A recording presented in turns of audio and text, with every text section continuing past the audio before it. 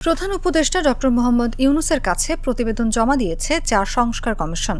বুধবার তেজগাঁওয়ে প্রধান উপদেষ্টার কার্যালয়ে কমিশন প্রধানরা এসব প্রতিবেদন জমা দেন। প্রধান উপদেষ্টার প্রেস সচিব শফিকুল আলম ফেসবুক পোস্টে সংবিধান সংস্কার কমিশনের প্রস্তাব জমা দেওয়ার বিষয়টি নিশ্চিত করেছেন। বেলা 11:30টায় প্রধান উপদেষ্টার কার্যালয়ে সংস্কার প্রতিবেদন জমা দেওয়ার পর প্রতিবেদনের সারসংক্ষেপ তুলে ধরে একটি বৈঠকও অনুষ্ঠিত হয়। প্রতিবেদন জমা দেওয়া কমিশনগুলো হল নির্বাচন কমিশন, দুর্নীতি দমন কমিশন, পুলিশ এবং সংবিধান সংস্কারে গঠিত কমিশন।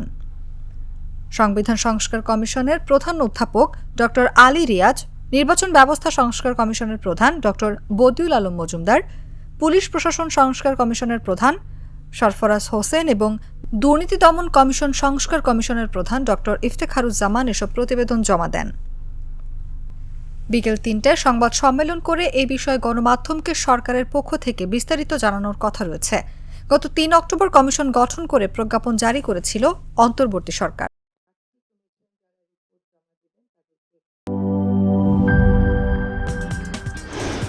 কি boss, vital match, tough opponent, tension? Come on bro, অপোনেন্টকে নিয়ে ভাবার সময় আছে।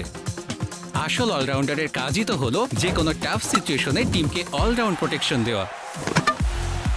জাস্ট লাইক মাই টাইলক্স, যার অ্যান্টিব্যাকটেরিয়াল এজেন্ট টয়লেটের কোনায় কোনায় পৌঁছে ৯৯% জীবাণু ধ্বংস করে, টয়লেটের কঠিন দাগ ও দুর্গন্ধ দূর করে টয়লেটকে রাখে ক্লিন আর সুবাসিত।